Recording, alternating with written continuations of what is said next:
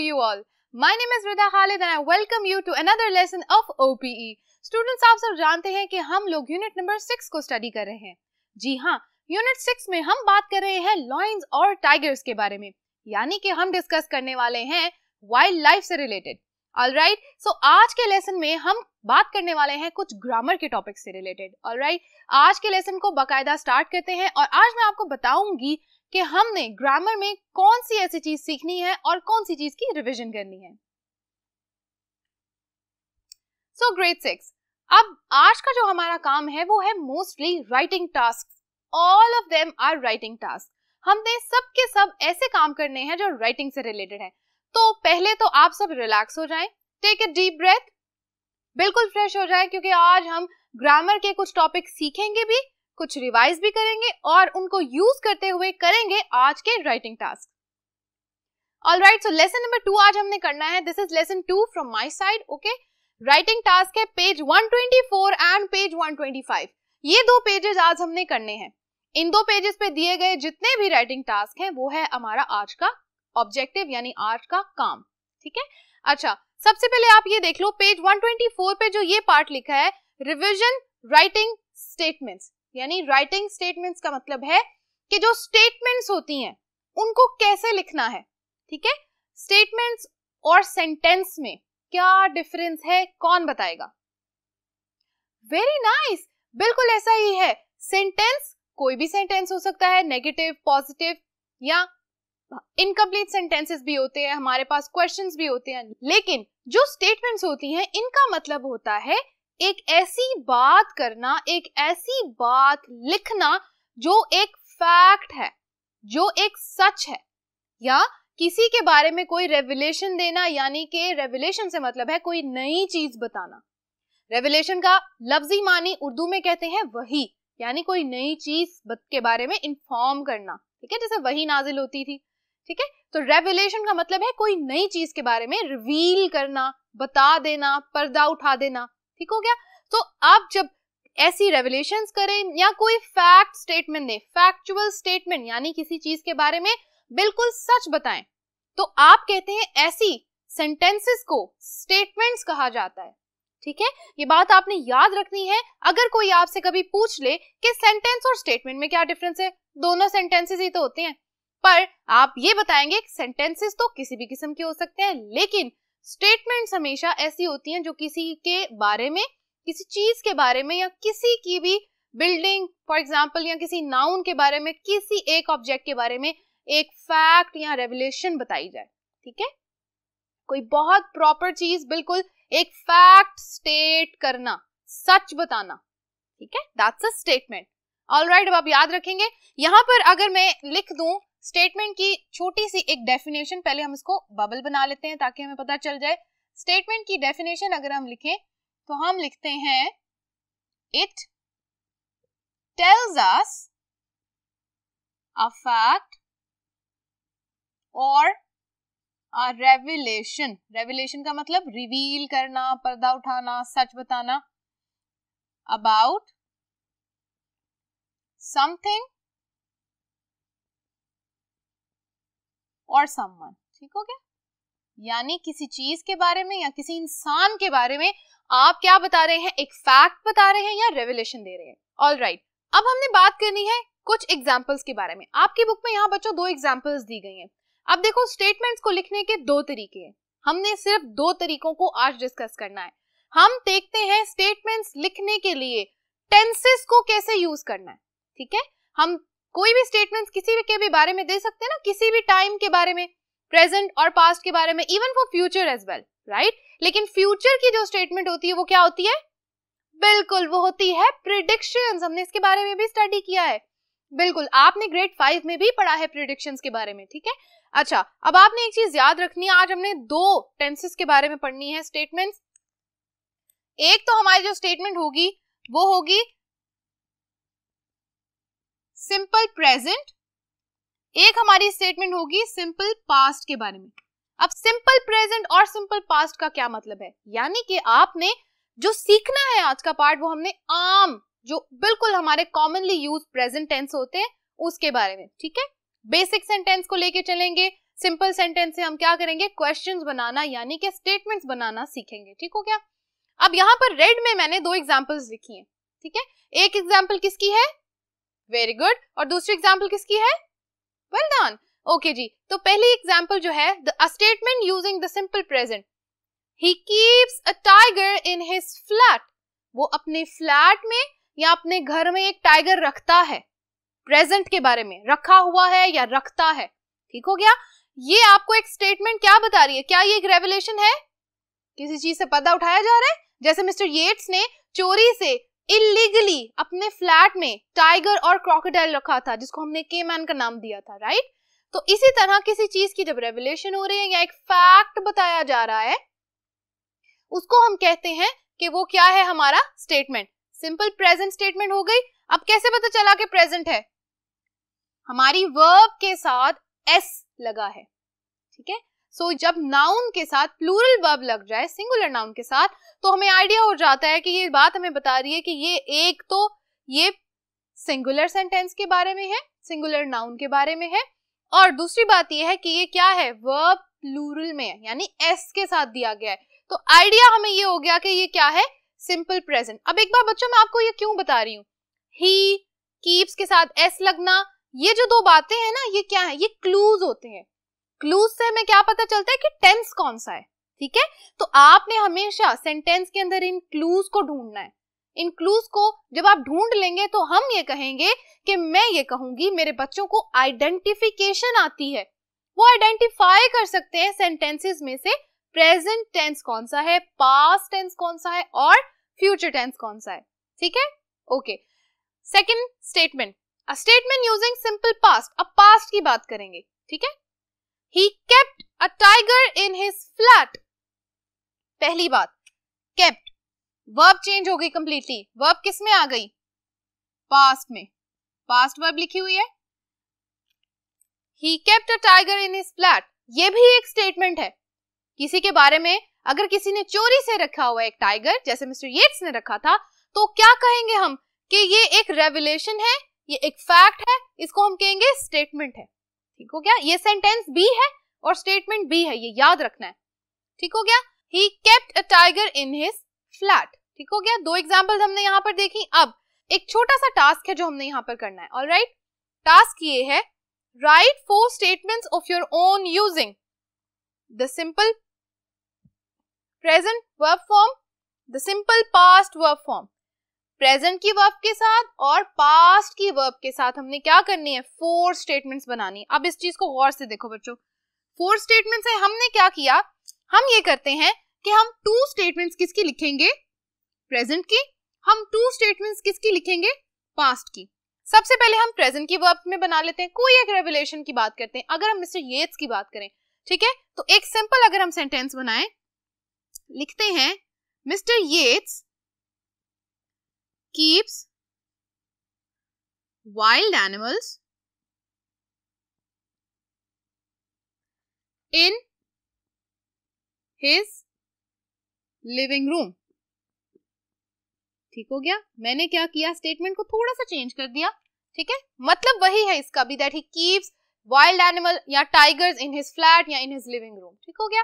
अब मैं आपको क्या पता चल रहा है इससे कि ये क्या है, ये हमारी है एक प्रेजेंट के साथ एक एग्जांपल। अब प्रेजेंट के साथ एक और एग्जांपल बना लेते हैं। Let's take somebody else this time. हम मिस्टर येट्स के अलावा एक जनरल इंफॉर्मेशन ले लेते हैं किसी की। ठीक है, general statement, she lies about having headache. उसने झूठ बोला या वो झूठ बोल रही है अबाउट हैविंग हेडेक। उसने झूठ बोला किस बारे में, सर दर्द के बारे में। तो ये क्या है, एक रेवलेशन है। हमने बात की थी ना, सस्पिशियस हो जाता है बंदा, सस्पेक्ट करते हैं हम, तो ये वही सस्पिशियस की बात है। तो यहाँ पर हमने क्या लिख दिया, she lies about having a headache. ये हमारी क्या होगी, प्रेजेंट वर्ब। कैसे पता चल गया, हमारे पास जी आ गया वर्ब। वर्ब हमें दोनों सेंटेंसेस में ये बता रहा है कि ये क्या है जी, प्रेजेंट वर्ब की फॉर्म है, ये वाली भी और ये वाली भी। Okay, next one, the simple past verb form, simple past verb form से भी हमने 2 स्टेटमेंट्स लिखनी है। चलें जिस काम को करते हैं। मिस्टर येट्स, इन्हीं सेंटेंसेस को पास्ट में चेंज कर लेते हैं। Mister Yeats kept wild animals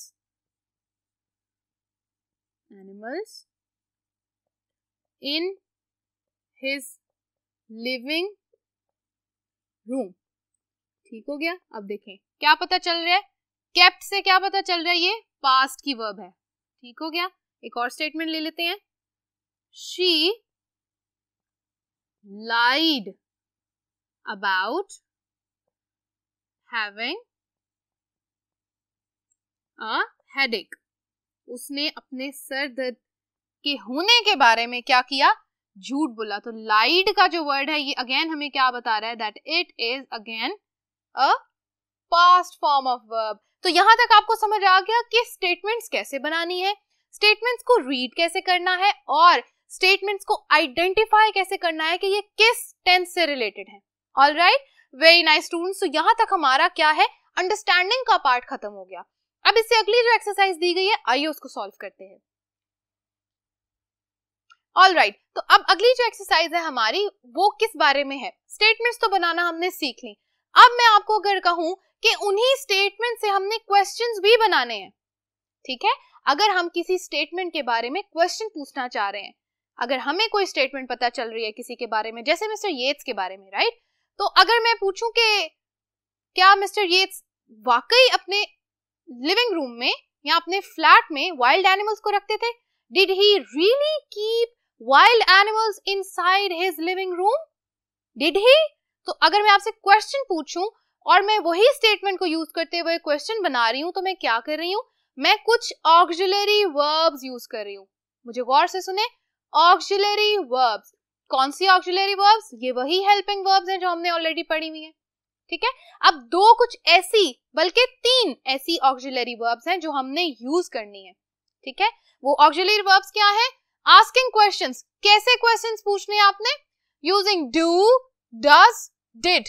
अब डू किसके लिए यूज होता है, हमेशा हमें पता है कि जब प्लूरल नाउन होते हैं जैसा कि they, we and sometimes I and you, ठीक है, इनके साथ क्या यूज करते हैं हम, इनके लिए यूज करते हैं डू। ओके, डज किसके लिए यूज होता है, for a singular noun. Alright, singular noun के लिए हम क्या यूज करते हैं, does. And for past tenses, always past tense में सिंगुलर है या प्लूरल है नाउन, हम हमेशा डिड का इस्तेमाल करते हैं। ये सबको पता है, वेल डन। अब हमने क्या करना है, when you ask questions you use the auxiliary verb do. जब हम प्रेजेंट में क्वेश्चंस पूछते हैं तो हम डू का यूज करते हैं। जब हम देखते हैं कि सिंगुलर है हम उसको क्या कर देते हैं, डज में चेंज कर देते हैं। ये क्या है, हमारी प्रेजेंट की वर्ब है, प्रेजेंट टेंस। ठीक हो गया। अब आपने यहाँ जो आगे 2 बातें मैंने लिखी हैं, a simple present, simple present में क्वेश्चन कैसे पूछना है, डू और डज शुरू में आ जाएगा, ठीक है, प्लस इन्फिनिटिव फॉर्म, यानी कि आपके सेंटेंस के अंदर जो वर्ब है, वर्ब के साथ जो प्रेपोजिशन लगी है उसको लगा के, ऑब्जेक्ट लगा के सेंटेंस को कंप्लीट कर देना है। अब एग्जांपल देखें, डू, डू के साथ क्या है, आई, दे, वी एंड यू। ये 4 वर्ड्स किसके साथ हमेशा यूज होंगे, डू के साथ। ठीक है, do you keep a tiger, do we keep a tiger, do they keep a tiger, do I keep a tiger. ये चारों के चारों जो प्रोनाउंस है, ये जब डू के साथ लगेंगे तो एक सेंटेंस कंप्लीट हो जाएगा, हमारा क्वेश्चन कंप्लीट हो जाएगा।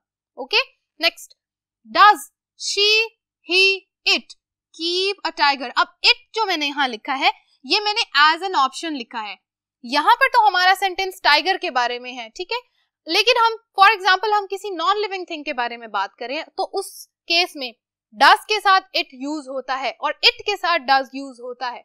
याद रखनी है ये बात, ठीक है। Does she keep a tiger, does he keep a tiger और does it keep a tiger. In any case past में कैसे देखेंगे वो भी देख लें। ये हमारे पास क्या हो गई, पहले मैं यहां लिख देती हूं, ये थी प्लूरल, प्लूरल नाउन के साथ, ये थी सिंगुलर नाउन के साथ। ऑलराइट, सिंगुलर नाउन, ये आपने याद रखनी है दोनों बातें। ओके जी, नेक्स्ट वन, सिंपल पास्ट के साथ हमेशा डिड, सिंगुलर है, प्लूरल है, नाउन हमें नहीं देखना, हमने डिड लगा देना। Alright, did plus infinitive form, वही सारा कुछ जैसे इसमें हमने प्रेजेंट में किया है। डिड आई और you, she, he, it, they, we, इन सब के साथ क्या यूज होगा? डिड। कीप अ टाइगर, हम यहां लिख देते हैं कि हमारे पास सिंगुलर प्लस प्लूरल दोनों नाउन्स के केस में क्या होगा? हमारे पास जो वर्ड यूज होगा it will always be did, it will always be did, याद रखना है। ऑलराइट, नेक्स्ट, यहां तक का टास्क हमें समझ में आ गया क्वेश्चंस कैसे बनाने हैं। अब हमने इससे रिलेटेड राइटिंग टास्क जो करना है ना बच्चों, वो है हमारा इन्हीं क्वेश्चंस की मेकिंग से रिलेटेड। आइए इस काम को सॉल्व करते हैं, it's very interesting. Writing task, write your own questions as required below. Again, जैसे ये क्वेश्चन बनाए थे ना वैसे ही क्वेश्चंस बनाने हैं। कैसे? हमें दो स्टेटमेंट्स उन्होंने दिए, दो रिक्वायरमेंट्स दिए, यानी दो बातें ऐसी बता दी हैं जिनको यूज करके वो सेंटेंस बनाने हैं, और इन दो चीजों का उन क्वेश्चंस में होना बहुत जरूरी है। ठीक हो गया? Use do, does, did plus infinitive form age appropriate, जहां मुनासिब लगे या जहां आपको जरूरत महसूस हो वहां आपने क्या करना है? डू लगाना है, डज लगाना है, डिड लगाना है। ठीक है, सेंटेंस के टेंस को देखते हुए हमने क्या करना है, यानी हमने वर्ब के टेंस को देखते हुए क्या करना है, हमने लगाना है डू, डज और डिड, और उसके बाद infinitive form as it is. Number 2, do not forget the question mark, this is very important. बच्चे जब भी लिखते हैं हमेशा क्वेश्चन मार्क आप भूल जाते हैं। हमें लगता है कि हमने क्वेश्चन की स्टेटमेंट बना दी, काम लेके मिस के पास आ गए, और फिर याद आता है क्वेश्चन मार्क तो लगाया ही नहीं। So do not forget it, question mark को लगाना इज वेरी वेरी इंपॉर्टेंट। अगर आपका क्वेश्चन मार्क मिसिंग है, दिस मीन्स कि आपका क्वेश्चन है ही नहीं। ठीक है, क्वेश्चन कैसे बनता है? हमेशा वो क्या होता है? क्वेश्चन मार्क के साथ बनता है। ऑलराइट, ओके जी, let's solve the exercise quickly now. Number 1, अच्छा, फर्स्ट और सेकंड वन जो है ये ऑलरेडी आपकी बुक पे सॉल्व है। हमने क्या करना है, इसको यहाँ से रीड करना है और फिर बाकी के जो क्वेश्चंस हैं वो हमने खुद से फॉर्म करने हैं। ऑलराइट, स्टेटमेंट क्या है? आस्क वेदर दे ईट मीट। हमने सबसे पहले क्या देखना है? वर्ब को। यहाँ पे मैं आपको यहाँ लिख देती हूँ कि वर्ब को देखना है। वर्ब के अकॉर्डिंग हमने लगाना है डू, डज और डिड। चलो जी, सबसे पहले देखते हैं do they eat meat. Answer हमें दे दिया है, यानी रिप्लाई, यानी क्वेश्चन बना के दे दिया है बुक में। कैसे पता चला कि डू लगाना है? यहां इससे और इससे। प्रोनाउन, एक तो हमें प्रोनाउन पता चल गई, दे प्लूरल प्रोनाउन है, ज्यादा लोग हैं। ईट साथ क्या है? सिंगुलर नाउन, तो हमें पता चल गया, एक तो पता चल गया कि ये प्रेजेंट में है। ठीक है, एक पता चल गया कि ये सिंगुलर वर्ब यूज हुई है। क्यों? क्योंकि प्लूरल नाउन है, नाउन क्या है? ज्यादा है। ठीक है, सो हमने लिखा डू, स्टार्ट में आ गया, प्लस इन्फिनिटिव फॉर्म बाकी की ये दे ईट मीट, इन्फिनिटिव फॉर्म दे ईट मीट और क्वेश्चन मार्क, वेरी इंपॉर्टेंट। समझ आ गई? चलो बाकी के क्वेश्चंस को देखते हैं। Alright, the second example is ask whether they ate meat. अब देखो, गौर से देखो, यहां पर एट, एट का मतलब क्या है? क्या पता चल रहा है? बिल्कुल, ये है जी पास्ट वर्ब फॉर्म के अंदर, पास्ट वर्ब के अंदर दिया गया है। क्या करेंगे? डू की जगह क्या आ जाएगा? वेरी नाइस, डिड आ जाएगा। Well done students, did they eat meat. याद रखना है, जब डिड लगा दिया तो फर्स्ट फॉर्म, नथिंग एल्स। जब डिड का वर्ड यूज करना है हमेशा फर्स्ट फॉर्म आएगी। ठीक है, चाहे वो पास्ट में है, हमेशा आपने याद रखना है डिड के साथ फर्स्ट फॉर्म ही आती है। ऑलराइट, मैं यहां ऊपर लिख देती हूं, डिड के साथ क्या आएगी? हमेशा फर्स्ट फॉर्म, या आप जिसको कहते हैं ना कि हमारी जो प्रेजेंट में यूज होती है, सिंपल जो वर्ब होती है, सिंपल वर्ब। ऑलराइट, ये आपका क्या है? ये आपका रिमाइंडर है, डबल टिक। ओके जी, नेक्स्ट। अब 3, 4, 5, 6, 7 हमने खुद से क्वेश्चंस बनाने हैं। आओ इस काम को करते हैं। Ask weather he likes cycling. इससे पूछो क्या इसको साइकिलिंग पसंद है? लाइक्स यानी क्या? प्रेजेंट। कैसे लिखेंगे? हम आगे लिख देते हैं PR। PR स्टैंड फॉर कि प्रेजेंट टेंस है. आस्क वेदर ही लाइक साइकिलिंग, तो प्रेजेंट टेंस है और सिंगुलर ही. इसको भी देखो, प्रोनाउन सिंगुलर प्रोनाउन है. क्या करेंगे? डज. Very good. डज आ जाएगा स्टार्ट में. डज ही लाइक, क्योंकि जब डज लगा दिया तो हमारे जो वर्ब के आगे का एस होता है वो इरेज हो जाता है. Does he like cycling. What is the most important part? क्या भूल रही हूं मैं यहां लगाना? Very nice. देखा, अब याद हो गया सबको. Question mark. Number 4, ask whether we went to London. Again we plural है, PL. वेंट क्या है? Past verb. चलो जी, डिड वी वेंट. डिड लगा दिया तो वेंट लगाऊं कि क्या इसकी फर्स्ट वाली फॉर्म आएगी? गो. Very nice. सो जो वेंट होगा ये लिखा जाएगा as go. Did we go to London. आगे लगा देंगे question mark. Okay. Ask whether the monsoon season begins in March. Begins, monsoon season begins means कि क्या है? Monsoon season singular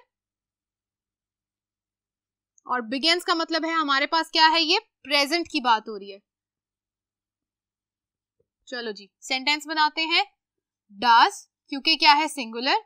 does the monsoon season, हम लिख लेते हैं साथ हमारी सिंगुलर नाउन यानी हमारा सब्जेक्ट. बिगिन, अब कौन बताएगा बिगिन के साथ मैंने एस क्यों नहीं लगाया? वेल डन, क्योंकि हमने डज के साथ ऑलरेडी एस लगा चुके हैं, यानी डू के साथ ES लगा चुके हैं. Begin in March. And very important question mark. Next one, ask whether they took the medicine. Took second form है, क्या है जी? पास्ट. दे प्लूरल, कैसे लिखेंगे? डिड, पास्ट है ना? Did they take.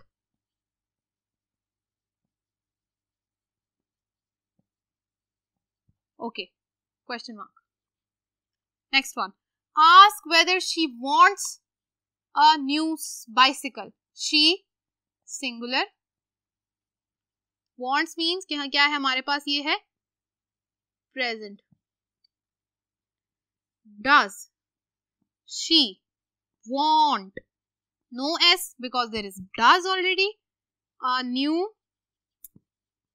bicycle. Question mark. हाँ जी, क्या बहुत मुश्किल है ये स्टेटमेंट्स बनाना? क्वेश्चन की statements. Told you it's very easy and it's fun.